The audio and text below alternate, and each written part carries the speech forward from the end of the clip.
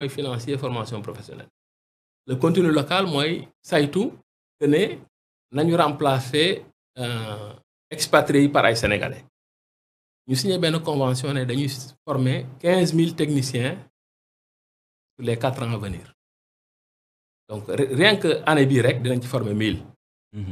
donc yooyu déjà ay techniciens la xam ne si duñu ay techniciens supérieurs mais en dessous de techniciens supérieurs dinañ ci former 1000 déjà cette année yoo xam ne si ñu paree directement ci secteur bi la ñuy liggéey pas forcément secteur pétrole ak gaz ni ñu koy déggee mais chaîne de valeur bi xam nga am na société yu bëri yu yëngu ci pétrole ak gaz yoo xam ne si mécanique la ñuy def wala électricité wala génie civil wala génie chimique.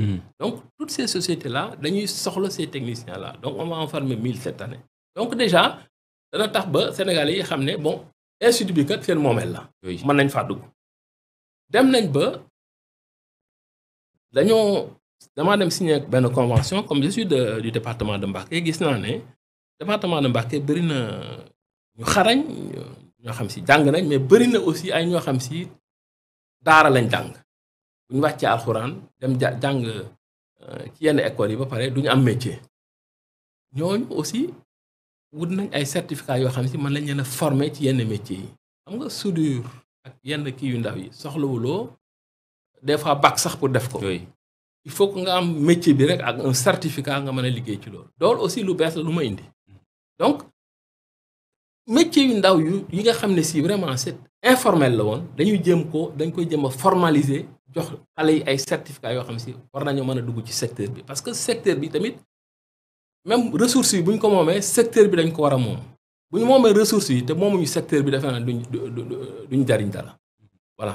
loolu donc ainsi moo ko fekkee foofu donc foofu fii laa ko bëgg a yóbbu et fi ma ko bëgg a yóbbu aussi mooy une dimension internationale parce que faut pas que ñu fàtte ni que pétrole ak gaz baax na lool mais bu ñu xoolee revenu xaalis bi comme bi ñu ci am cette année 2025 ñu ngi wax ay 74-75 milliards à peu près de francs CFA xam nga loolu bariwut ci bu ñu compter budget Sénégal.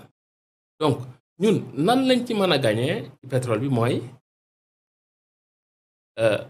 def de telle sorte que Sénégal ñaari chose rek ñu am énergie bu doy xam nga dans le référentiel Sénégal 2050 ñu ngi projeté parce que bu ñu yokkee le produit industriel brut le PIB bu ñu ko yokkee ça veut dire que industrie bi day produire plus industrie bi day produire plus nag dañuy soxla énergie bu doy. Donc, on projette 11 000 mégawatts. Alors qu'en ce moment, on est à 1800 mégawatts. Mais là, on a fait mais le pétrole et le gaz, le secteur pétrole et le gaz, on a fait. Mais 11 000 mégawatts, est-ce que on a avoir plus de kilowattheure aux environs de 100 francs CFA? Déedéet. Pour nous compétitifs, il faut que nous tombions en dessous de 50 francs CFA le kilowattheure. Donc, l'institut doit faire liguer parce que mooy suñu gain bi nga xam ne si réellement sénégalais bi dina ci gis boppam. Parce que sénégalais bu daan fay 100 000 francs CFA facture courant d'ici 1 an booy fay 20 000 francs defe naa da nga ci gis sa bopp. doo réclamer xaalis. parce que dinañ la expliquer parce que pétrole bi ak gaz bi dañ koy liggéey de telle sorte que mën nañu diminuer. mais am na ñu bëri ñu am loolu lañ comprendre ñu génn tuuti ci institut bi ñëwaat. mooy. Sénégal mi ngi produire pétrole. ñu ngi koy dégg di ko gis gaz bi ñu ngi koy wax suñu diggante ak Mauritanie et tout ça. mais ba léegi sentiraguñ ko lu waral loolu. waaw mënaguñ ko sentir parce que contrat yi ni ñu ko tëggee moo doy waar. ma jox la rek exemple pétrole bi. xam nga pétrole bi ñu ngi produire 100 000 barils par jour. production annuelle bi c'est à peu près 5,6 millions de tonnes ci année bi. part bi ci Sénégal am bu ñu jëlee $100 par exemple coût de frais de développement yi ñu def pour trouver pétrole bi ak installation bi ak matériel bi dana jël par exemple 75% ci $100 yi xam nga $75 dem na. 75% yi da koy jël waaw xam nga $75 dem na. $75 dem na mu des 25 yooyu nag société bi exploité dañ ci am 60 Sénégal à peu près 20% Petrosen peut-être le reste. kon daanaka amuñ ci dara di. mën nañ ko waxee noonu. mën nañ ko waxee noonu xam nga donc ni ñu négocier contrat yi comme que baaxut moo tax tout le temps ñu wax ne il faut que ñu renégocier waat contrat yi te ñoo ngi koy def te defe naa ne sociétés yi ñu ko seqal ay sociétés yoo xam ne si ma revenir ki société yooyu suñ jëlee société comme Woodside nga xam ne moom mooy exploiter pétrole Sangomar via son sous-traitant qui est Modec mais Woodside boo fa demee société étrangère la mais boo fa demee 100% ay sénégalais lañ le directeur général sénégalais qui travaille avec eux proche ñoom ñoo ñuy financer ci yu bari ay sénégalais ñoo fa nekk donc ñoom xam nañ enjeu bi nga xam ne si mooy que sénégalais yi kontaan ci seen pétrole donc defe naa ne négociation yi peut-être que dana metti mais incha allah danañ peut-être trouver des solutions liñ ci am bariwut liñ ci war a gagner mooy la SAR la Société africaine de raffinage commencer di jël pétrole bi moom di ko raffiner alors et que ñu koy jaayee pétrole bi moom prix bu yomb parce que bu ñu koy jaayee le prix du marché qui est homologué le prix mondial le baril SAR aussi du ci génn loolu rek lañ ci mën a gagner ça veut dire que SAR am brut bu yomb raffiner ko pour que à la pompe wala bu ko selee di jënd muy yomb électricité bi wàññi. mais dañ doon wax tamit docteur. ne SAR su fekkente ne dafa daan jënd ji pétrole bi. Nigéria jënd jee ko feneen. waaw léegi bu jëlee fii kay war na gën a mën a yomb loolu war nañ ko mën a yëg fii. waaw mais. lan mooy lu waral mënul yomb ba tey. xaaral ma defal benn calcul. xam nga SAR bu daan jëli pétrole bi Nigéria par exemple je donne un exemple. bu doon fay le baril à $51. bu ko jëlee fii Woodside du ko jaayee $51. lan lay gagné coût de transport bi rek lay gagné. ok et que. il faut comparer aussi pomme ak pomme xam nga brut pétrole c'est différent brut bi mu daan jëlee Nigéria xam nga pétrole dafa am ay composants yu bari da nga ci am fuel da nga ci am super da nga ci gasoil et cetera mais brut bi mu daan am Nigéria composante yooyu la gën a bëri composante yi nga xam ne si SAR ci lay gën a def ses marges que pétrole Sangomar c'est différent et que SAR raffinerie bi ñu am en ce moment c'était dimensionné wuñ ko woon pour brutu Sangomar xam nga ab raffinerie c'est comme booy togg machine bi ngay toggee da nga koy calibrer en fonction de li ngay togg. li ngay togg oui. voilà donc moo tax ñun. te loolu juróon na coow sax commencement bi ñu ne dafa bëri soufre ba duñ ko mën a raffiner. effectivement coow loolu amoon na. voilà duñ ko mën a raffiner mais loolu lépp coow la woon parce que SAR am na benn programme boo xam ne c'est le SAR 2.0 oui. pour augmenter production bi pour dem ba même 5 millions de tonnes par année nga xam ne 3 millions de tonnes yi dina des Sénégal li ki des ñu koy jaay fële mais raffinerie boobu dañ koy dimensionner de telle sorte que brutu Sangomar bi dana mën a indi composante yu bëri yoo xam si SAR dina ci mën a gis boppam. donc loolu lépp c'est tellement technique boo koy nit ki day xalaat rek ne comme que pétrole baa ngi nii affaire bi war naa wàññi. parce que loolu la ñuy yaakaar dañ naan comme mi ngi fi léegi.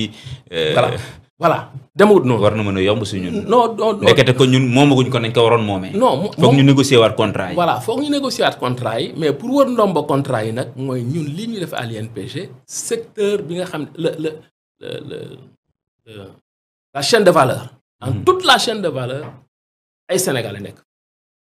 lépp luy contrat pétrolier boo xam ne si ay marché la muy doon ay sociétés sénégalaises ñu koy exécuter te loolu.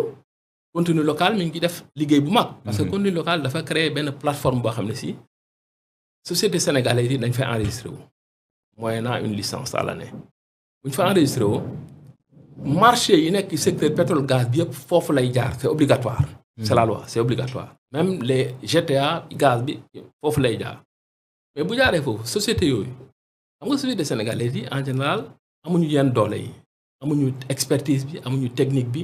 des fois bu ñu amee marché bi aussi mënuñ ko exécuter loolu nag ñun ñoo nekk seen ginnaaw ñu nekk ci ginnaaw société yooyu expliquer leen marché bi bu ñu ko gagné aussi ñu accompagner leen sur exécution marché bi tegal leen ay expertise expliquer leen cahier de charge bi ainsi de suite tout ça parce que dañoo bëgg lépp luy ruus ci pétrole bi des Sénégal ay sénégalais moom ko. ok loolu kenn mënu ko évaluer. loolu am na solo mais ci biir contrat tamit. waaw ñu bëri dañuy dégg contrat yi nga xamante ne moom lañ leen jox ñi fi nekkoon. waaw ak yéen négociation yi ngeen bëgg a junj. ndax dina yomb parce que ñu bëri loolu lañ wax dañ naan bëgg ngeen ko waaye nag mbiri du bu ngeen moytu dana leen yóbbu ci yoon nangam ak nangam amee ci ndax yéen a ngi sóor loolee lépp ak su ngeen ko bëggee négocier ni muy demee. xam nga négocier du xuloo du xeex. négocier mooy njow ñu nekk ñu partager un business à un moment donné man business bi gisuma ci sama bopp ma ne la sawaay foog ñu toogaat xool affaire bi pour mu gën a dox nañ xool nan lañ koy waxtaanee loolu mooy négociation yi ay ci yoon ak yooyu. léegi bu ñu lànkee nag. non defe naa duñu lànk. xalaatoo leen ko non duñu lànk parce que dinañ am ay concessions ci yenn yi parce que ma waxaat la plateforme yi déjà société étrangère yooyu ay sénégalais fay liggéey parce que ñun ñooy remplacer expat ay sénégalais lañuy pousse ñu fay liggéey. donc Woodside le directeur général c'est un sénégalais. c'est un ami c'est un sénégalais. donc kooku buy toog di wax c'est vrai que du far. mais dina wax li mën a am ak lu mënta am ñun aussi danañ comprendre li mën a am ak lu mënta am. dina jiital intérêt Sénégal. mais même boo ko jiitalut parce que c'est la profession mais ci sa xol bi da nga ko jiital. waaw ci sa xol bi di nga ko jiital donc moo tax ma ne pétrole bi il faut que ñu négocier yenn nii li ci gën a garaaw mooy pas pétrole bi seulement gaz bi par exemple ak BP nga xam ne si moom mooy exploiter gaz bi. li ñuy jox ci gaz bi dafa doyut parce que ñun ci gaz bi rek lañ mënoon a compter pour rapidement wàññi suñ prix kilowatt heure courant. parce que gaz bi à partir du gaz.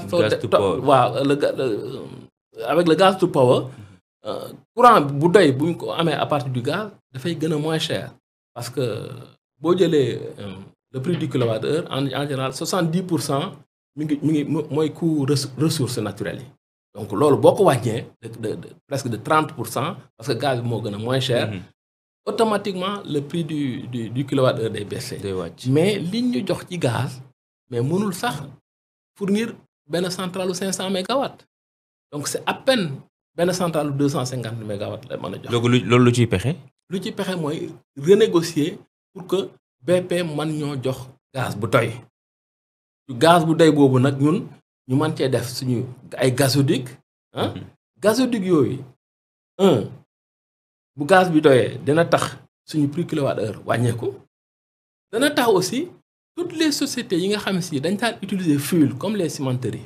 Sococim xam nga fuel lay utiliser pour les clinquers là donc pour tàngal. bu utiliser gaz bi c'est beaucoup moins cher donc toutes ces sociétés là dañuy ñëw connecté wu ci gazoduc yi. day indi koom pour état bi parce que ay licence la day tax aussi société yooyu compétitive xam nga réew mi ciment ak fer bu yombee mais économie bi day relancer économie bi. xam nga ñu ngi wax ay suñu réserve de fer yi ñu am ci Sénégal réserve de fer yooyu mënuñ ko traiter Sénégal parce que machines yi dañu des machines gourmandes en énergie te amaguñu énergie bu doy et pas cher pour def loolu donc négociation yi franchement. am na mooy base bi daal su ma la déggee nii mooy base bi il faut mu am négociation pour ñu mën a lijjanti. voilà mooy base bi parce que te nag am nañ ay arguments yoo xam si solide yoo xam si mën nañ ko teg ci taabal gi parce que nit ki kat buy def business fenn parce que man xam naa le business comment ça marche je viens de l'industrie j'ai travaillé liggéey naa plus de 30 ans dans l'industrie dans les multinationales en Suisse à Paris et aux États-Unis donc liggéey naa un peu partout dans l'industrie.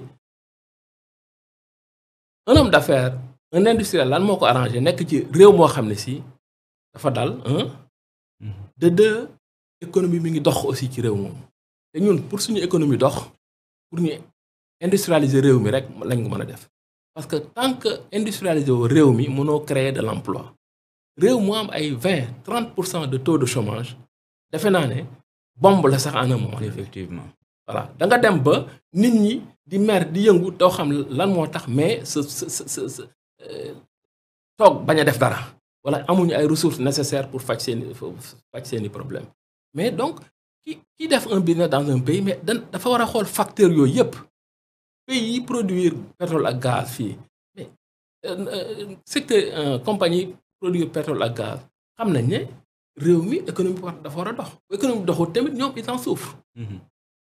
bien que ñoom produit bi dañ koy jaay à l'étranger mais économie bi nga xam ne si fa la seen installation nekk su doxut duñu tranquille donc seen intérêt la aussi que Sénégal bâtir une économie boo xam ne si day basé ci pays industriel industrie bi mën a dox chômage bi mën a wàññeeku ñu mën a former jeunes yi ñëpp gis ci seen bopp le Sénégalais moyen am un revenu moyen pour vivre defe naa ne ñoom aussi dinañ gis seen bopp. c'est important ñu fàttali ñi ñuy teewlu ñu ngi ànd ak docteur Fall Mbaye moom moo jiite Institut national du pétrole et du gaz de l'État du Sénégal di kër googu nga xam ne dañuy former ay ndaw ñuy yëngatu ci wàllum pétrole ak gaz ñaata ngeen di former at bu yàlla sàkk. bon